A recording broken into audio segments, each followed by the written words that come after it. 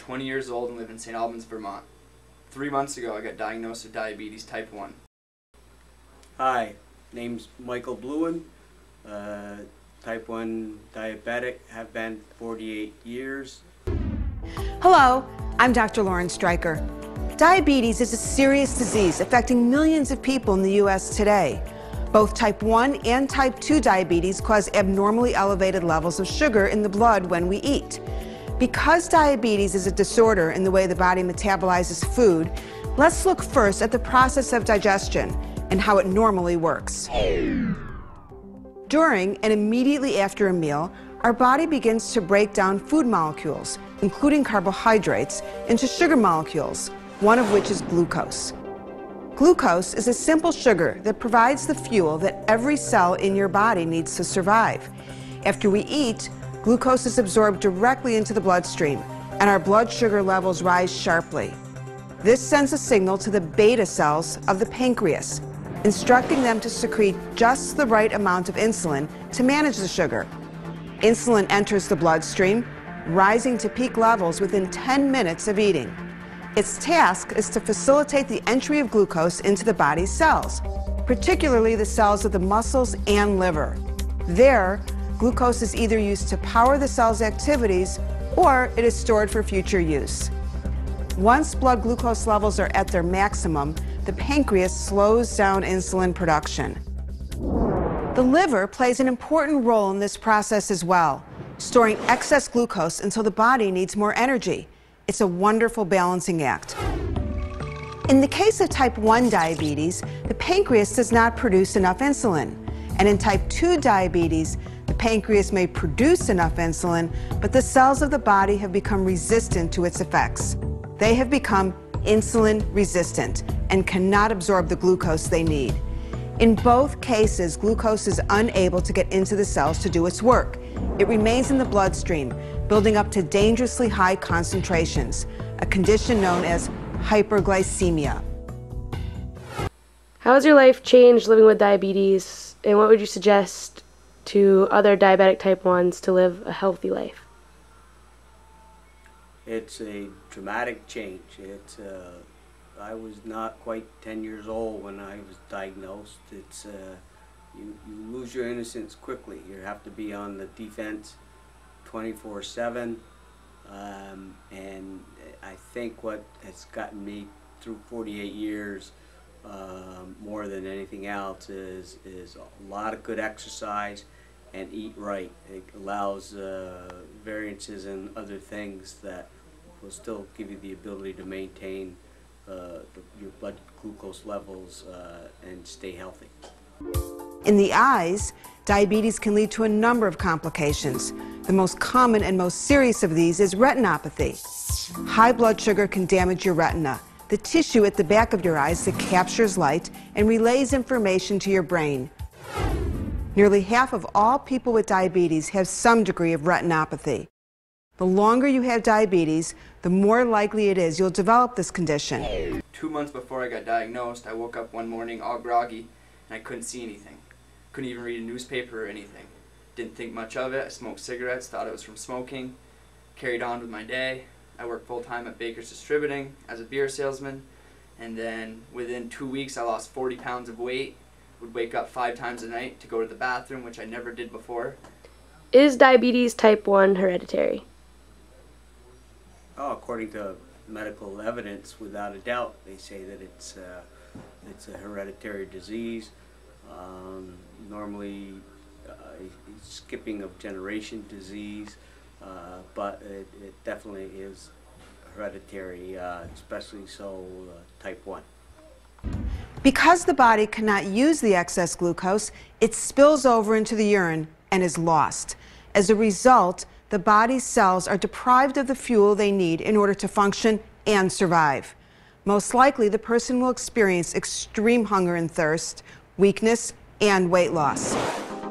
This concentration of glucose in the bloodstream has a number of potentially devastating consequences in the body, from the head down to the toes.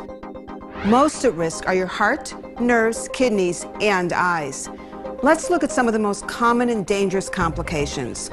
The primary cause of death among people with type 2 diabetes is cardiovascular disease.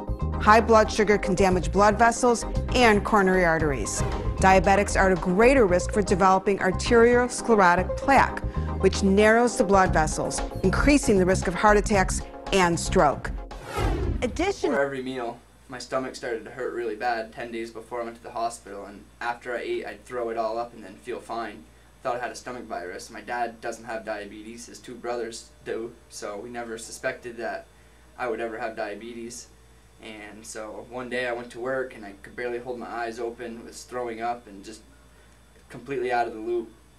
I left work early, went to the doctors, and I told them my symptoms and everything, and they took my blood sugar, and my blood sugar level was 890. Both type 1 and type 2 diabetes have very similar symptoms. Excessive urination and abnormal thirst are often the first symptoms of diabetes. Other symptoms can include unexplained weight loss, blurred vision, drowsiness, nausea, and a decreased endurance during exercise. Do you know what your average blood sugar has been running? In the 200. Type 1 diabetes always presents in clinical practice very abruptly. So suddenly the patients start losing weight and having a lot of symptoms of fatigue and excess urination. Within a few weeks, their blood sugars are very high and they're very sick indeed. So my father brought me to the hospital and they told me that I was diagnosed with type 1 diabetes and that it was hereditary because I thought I did it to myself from drinking tons of Red Bull and Mountain Dew. Additionally, people with diabetes also have a diminished ability to heal wounds. This occurs for several reasons, but the two most important are a reduced ability of white cells in the bloodstream to remove bacteria and a reduction in the amount of oxygen delivered to the wound. Because of this, diabetics are at a higher risk for developing serious infections and generally will require a significantly longer time to heal. Over time, high blood sugar levels can cause nerve damage or neuropathy. This damage makes it difficult for the nerves to carry messages to the brain and other parts of the body. The result is a loss of feeling or a painful tingling sensation in parts of the body, most commonly in the feet. This means diabetics are at a higher risk for injuries which frequently go unnoticed and can become infected. High levels of blood glucose increase the risk that diabetics will develop kidney disease, known as nephropathy, a serious condition in which the kidneys are unable to rid the body of wastes. Diabetes is the leading cause of kidney disease, accounting for nearly 45% of all new cases. So once I got diagnosed with type 1 diabetes, it was a lot to swallow at first. I was at the hospital for a total of 5 days, and part of the procedure of every day staying at the hospital was just to get my health back to normal and sustainable, and then they had to teach me the proper etiquette to maintain my diabetes on a day-to-day basis. These are the few things that I need to stay alive. This is my blood sugar meter. I have strips that go in here to check my blood. This picks my finger, just a little draw of blood, and I put it on the strip and that will tell me what my blood sugar level is. And I'm on two kind of insulins. This one is Lantus, this one is Novolog, and the needle tips just plug into the top, and you do it usually in the fattiest part of your body, your stomach or your muscle, whatever one. This Lantus pen is 1 time a day, pretty much just to live. If I'm gonna sleep in all day and not doing anything, I still need to take this one shot. This shot over here, or insulin, is Novolog. I take it 3 times a day before breakfast, lunch, and dinner, and it's a fast-reacting insulin that breaks down the sugar that I'm consuming. An ideal blood sugar should be around 80 to 120. When I first got out, when I went in, I was 890, which is unheard of. Anything over 500 is completely dangerous, could be in a coma or even die. The first week or week and a half I got out, I couldn't get my numbers down at all. Even if I didn't eat anything, I was still high, 3 to 400s, and then after a month or two, once my numbers leveled out around 100 to 150 is what I'm usually at, my vision actually came back slowly, and now I can see back how I used to. What are limitations on your eating? Pretty much I can eat anything I used to just with moderation. I can't, drink 2 Mountain Dews per se. I can have half a 12-ounce soda of Mountain Dew and still be fine. I just really gotta watch my carbs. Sugar turns into carbs once you eat them. So if you ever look at a label, sugar is always under carbs. And at first, when I first got diagnosed, my nutritionist wanted me to count all my carbs so we could get a blood to insulin ratio to know what my averages are on how much insulin I should be taking. Has your doctor said anything about alcoholic beverages, or is that still allowed? I can still consume alcohol, like I said with the eating thing, with moderation. They say it's a good idea if I'm gonna drink to always have a full stomach. That way the alcohol has something to absorb into. They don't recommend binge drinking, obviously, but alcohol is carbs, so if I am having a lot to drink, then I should have some insulin to break down the carbs that I'm eating. But usually I don't drink that much, so I don't have to take a shot of insulin. How has your life changed since you were diagnosed with diabetes? At first, I thought it was going to change drastically. I didn't think anything was going to be the same. I didn't think I would be able to live my lifestyle how I was before. I wasn't the healthiest person. I never ate breakfast, hardly ate lunch, was a big dinner guy. With diabetes, it's key to not skip meals because that's very bad. You always should have at least 2 snacks a day and 3 meals a day. My normal ritual, I wake up in the morning, I take my first shot of Lantus. You're supposed to take it around the same time every day, and this is the once a day. And other than taking shots before meal, I mean, my life is still pretty much the same way how I used to live it, just with moderation. The key thing is to eat healthy and to exercise. Exercise is the best thing you can do. You want to stay slim. You don't want to really be overweight because you're more at risk for other flu bugs and everything. I have a weaker immune system now that I have diabetes, so I have to be more careful about getting sick and going outside in the cold. But pretty much I still live a pretty normal life. Over the years with diabetes, you've seen a lot of changes. Do you see a cure in sight? Yes, I do. Probably closer than we've ever been. From 48 years ago, and we used to have to boil old glass syringes with metal needles on them the size of this. We've come a long ways.